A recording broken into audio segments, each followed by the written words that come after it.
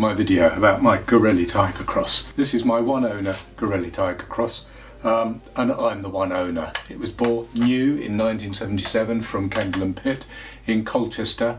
It was one of their last pre-registered unrestricted mopeds.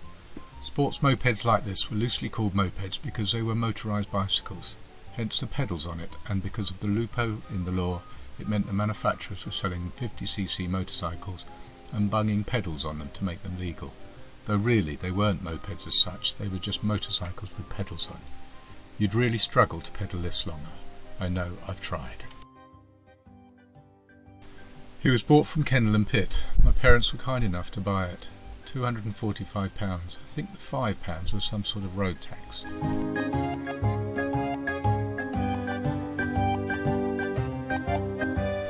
For the first 5 years, that was my main transport, so I got it when I was 16. I didn't pass my motorbike or car test until I was 21, and it kept me going whilst in the sixth form and my first couple of years at the City University London. It was replaced by a Kawasaki AR80, but I never got rid of it. I just kept it. It wasn't worth much in those days. Nobody really wanted an old moped like this, so it just stayed in a shed or a garage. Periodically I would get it running again, so it was sort of roughly taxed and textured up until about 1993, and then it just sat there. No more parts available. So let me explain something about it. It's not standard. I never wanted a standard moped. I always wanted an off-road machine, and I got the Garelli because it was an off-road machine-ish, but not really. I suppose I wanted a Fantic Caballero if I'd had the money, or a Malaguti Monte, but this is what I ended up with. So over the years it's had various incarnations. One of the first things I changed were the handlebars. It's now got light alloy handlebars on it. They're a good bit lower. I used to find the original ones very sit up and beg, so that was one of the first things that changed. The other thing that got changed were the foot pegs. The original foot pegs were very flimsy, pressed steel and tube things that soon broke when riding off-road, jumping it, doing all sorts of things. So I bought some trials pegs and then made a mount up for them, so you see those on each side. It's had various escapades. So I lived near Malden in Essex, and near there a few miles out was a gravel pit called the Royal Oak, you might know it, which is where I mostly used to ride it off-road. Occasionally they'd have trials competitions there, and I would ride over to the trials competition, and then when they'd gone I would try and do the same routes on my bike. It could do some of them, but not all of them. I used to jump it a bit, and the original suspension used to be just springs, no damping, and the rear ones are like pogo sticks, and the front ones were very flimsy. I remember I jumped the moped one time and the springs collapsed, and they stayed collapsed. They didn't rebound, so I had to ride home like a reverse chopper and then twist the things to undo them at home. Soon after that a friend of mine was getting rid of a Gilera Trials moped. I can't remember if there was an engine or the engine wasn't running, but it was a frame and suspension. Instead I took the suspension, so it's got Seriani rear suspension and Seriani front suspension on it, far superior to the early stuff. It's got damping in it, so it was much more comfortable, for a lot safer when I was riding around on the roads, and a lot better off-road.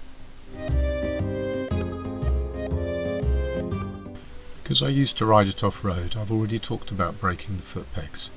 The number plate hangs off the rear, and with the vibration I think that fairly soon broke off, and I replaced the bits with some plastic mudguards.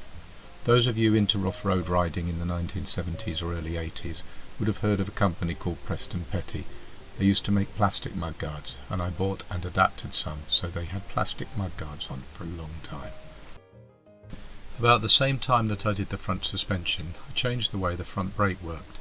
You see the cable runs around the front of the headlight and down the front of the tube, made for a much straighter cable run. I was able to use a Garelli clutch cable as well for the brake cable. It was a lot stronger than the original brake cable that was very weak and bicycle-like. So it made the front brake stronger, and because of the way the wheel rotates and the brake shoes are opened, it means I get the servo effect on the trailing pad instead of the leading pad. And in my mind, I've got that as both pads being pushed out with more force. You'll notice it's not original colours. The tank has been rebuilt, repaired, redone. I'll talk about that later. Fairly soon after I got it, I painted the frame red, because I quite like the contrast of the red and yellow, and it looked a bit more Italian to me. I have done many things to the engines. In the early 80s I managed to buy a second Garelli, so I have a second engine. I'm afraid the frame and suspension are long gone. It's had quite a few rebuilds. A friend who did the tank lived down in Sussex in the late 70s. I went down to stay with him in Sussex. I rode down to see him on the moped, thrashed it round his farm, thrashed it back, and about halfway up the A21 the circlip jumped out of the piston and took the barrel with it. I managed to limp to the Dartford tunnel before eventually it stopped. My parents weren't very pleased when I phoned up and asked them, "Please could you pick me up and the Garelli?" So that was its first rebuild. I think I'd had it apart to decoke it and hadn't realised you have to change the circlips. Always put new circlips in, and you need to clock them, so as the piston's going up and down, you need the little tangs on the circlip facing the same way.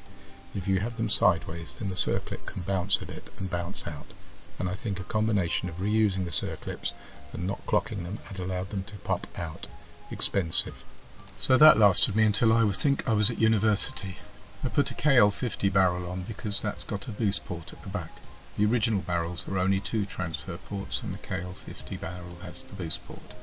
I didn't really know what I'm doing then, I'm not sure I do now, but I put that on and it seemed to give a lot more torque than the original engine, but not as fast, not as revvy. When it had the standard Garelli barrel on it, I used to think I could tune it by filing and porting it, but I'm not sure if I did any good or not. It's always been standard with the 4 gears though. It had points originally and you'd have to keep on top of them. It forever needed resetting or re-gapping or tightening up. With the wiring, because of the movement and the age of it, I've ended up stripping off the insulation so I could get to the individual wires and replace them as they failed.